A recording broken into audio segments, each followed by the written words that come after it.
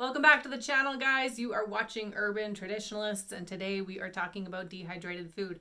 Why dehydrate? What's the point? What are you going to use with it? All I have eaten before are dehydrated apples. Why would I buy a dehydrator just to eat dehydrated apples when I can buy them at the grocery store? Great questions. Why don't we talk about that? I love dehydrating. It is so easy, and it really is it provides instant preservation and instant use, and I preserve way more than just dehydrated apples. So I do have a few videos on stuff I have dehydrated, and it essentially breaks down the prep, the time, what it looks like before, what it looks like after. I'm going to show you some of the stuff essentially after the fact, and then what I store it in, why I store it that way, and how I use it. The first thing I'm going to talk about is apples. So calm down. We are going to get to more than apples. These are apples. Yes, this looks like space food. Yes, it's super weird and awkward, and you might get made fun of for it if your friends see it.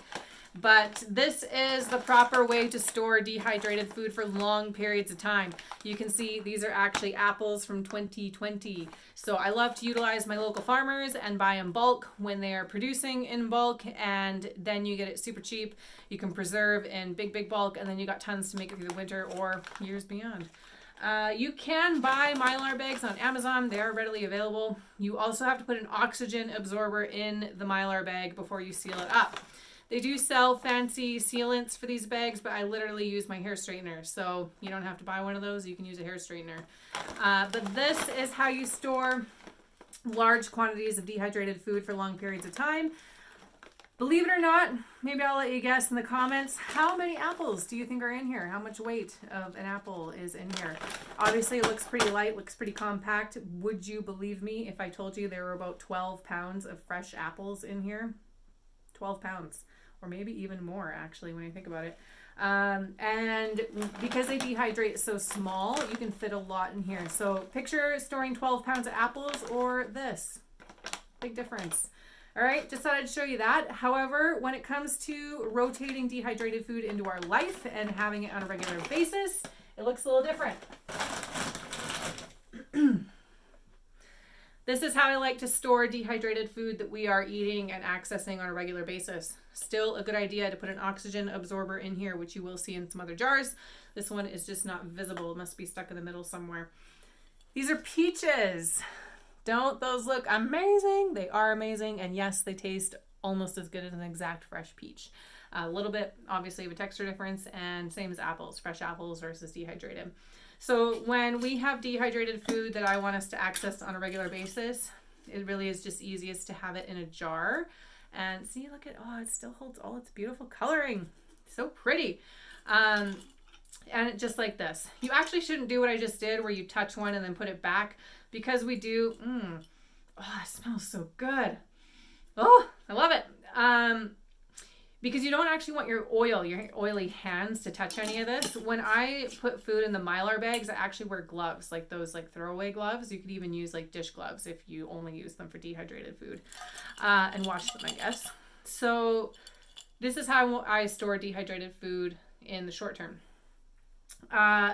When it comes to consuming the fruit, we consume a lot when if we're out camping or my husband is hunting. I actually will take some of this to work sometimes, or this is just a great snack to have around the house.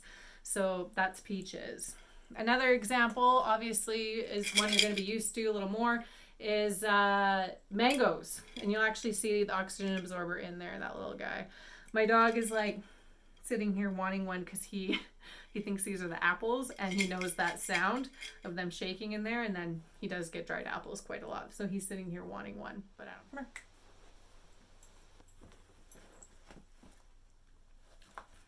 Do you want an apple? You want a dehydrated apple?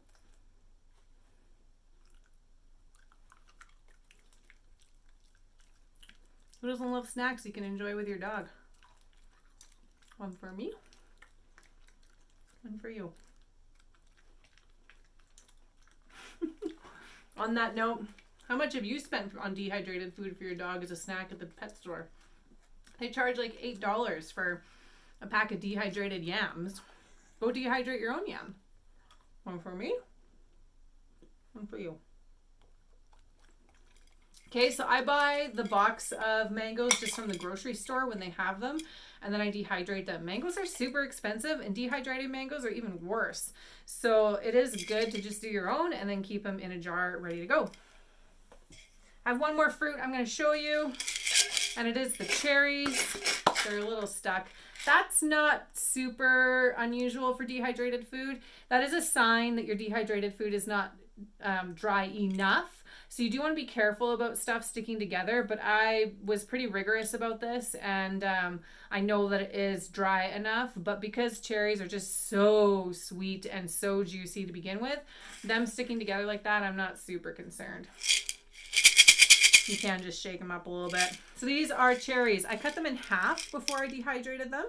And then I have actually used these for baking as well. So I've thrown them in muffins and that kind of stuff. And then they do rehydrate in the muffins.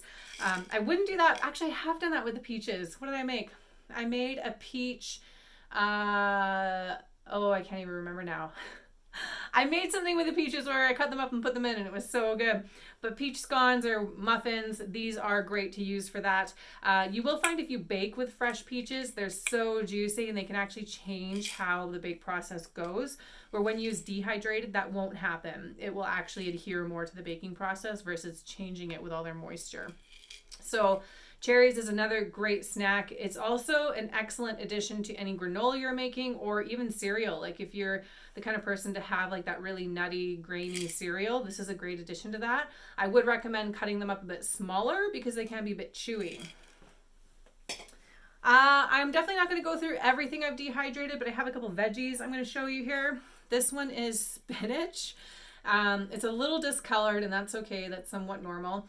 If it's really discolored, then you probably dehydrated it too late, meaning it was already starting to rot, so don't do that. You want to use pretty fresh spinach, but obviously when you dry something out, it is going to lose some of its color.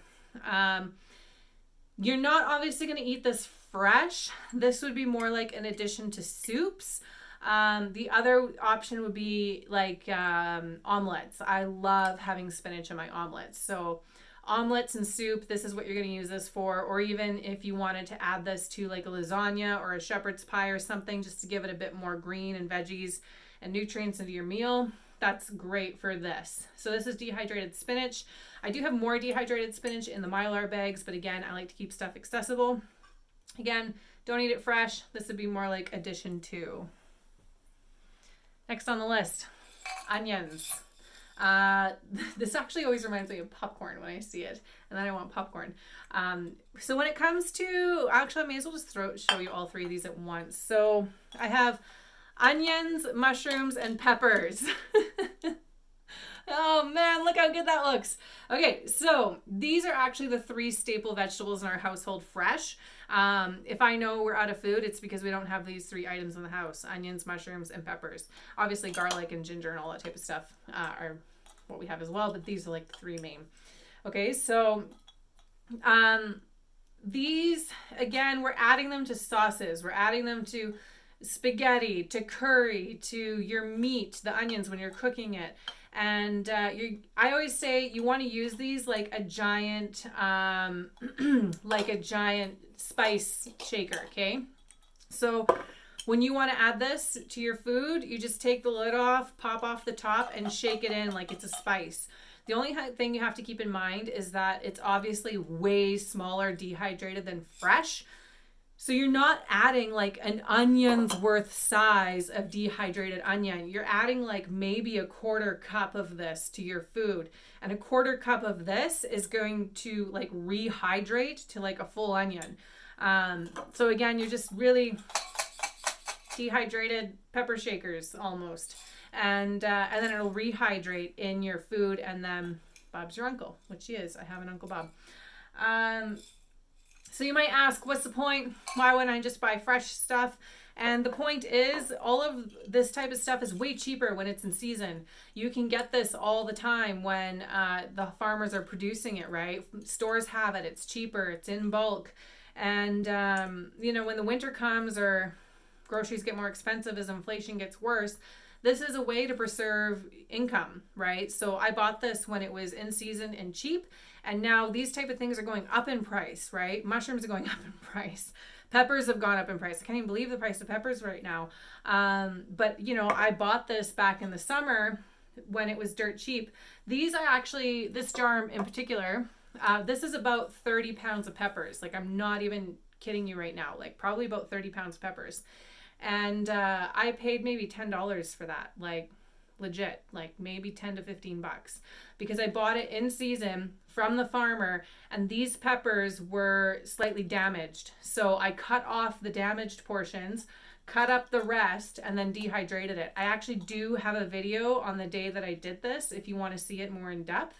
But, you know, we're talking about $15 worth of peppers, which go buy 30 pounds of peppers right now. How much do you think that's going to run you? Like, a lot.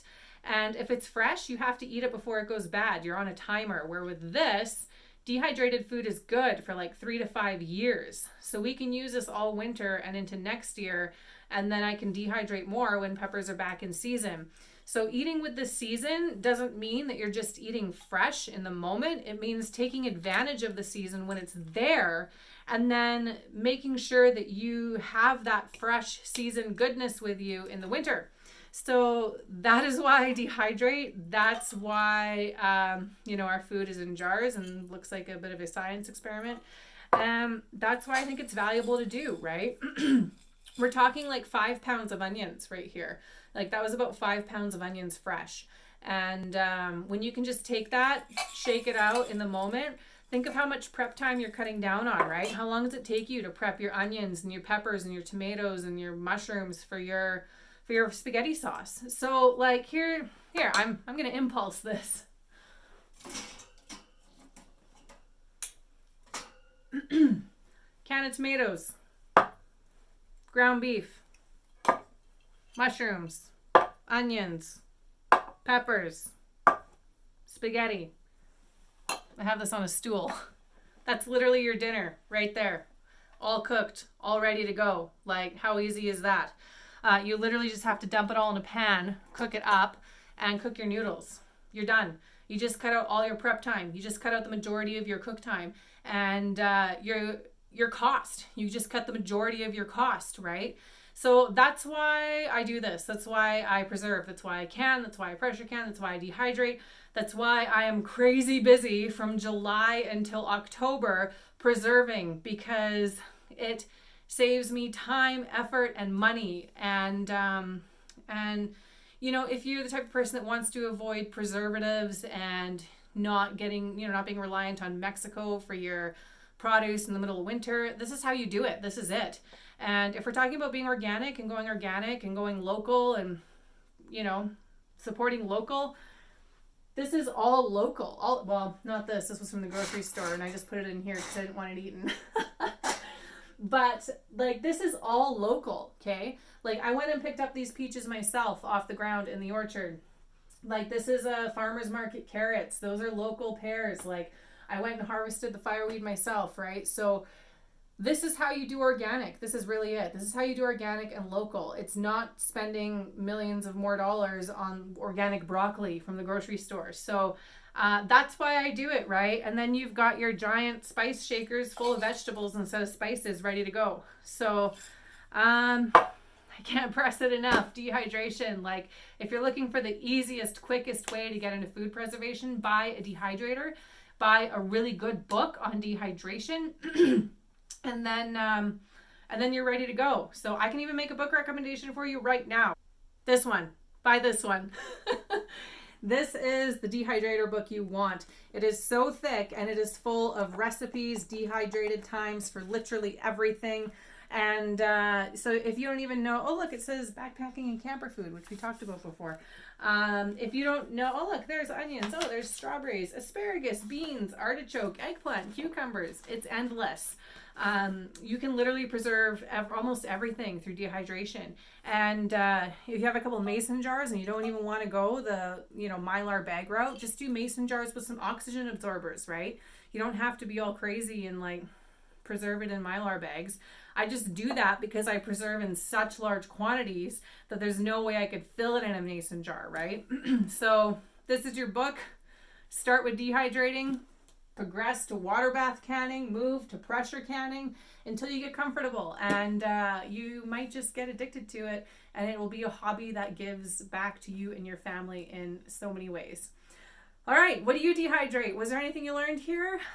Leave a comment, let me know, like, subscribe, all that type of stuff, not even just to tell me that the video is worthwhile, but to tell others that this video is worthwhile and help the channel grow. Hope to see you guys on the next one. If you have any questions or if you want to see a video on a specific dehydration process, different food, let me know. I'm totally open to giving it a try if it's not one I've done already, and we will learn and grow together. Okay guys, have a great day. We'll see you on the next one.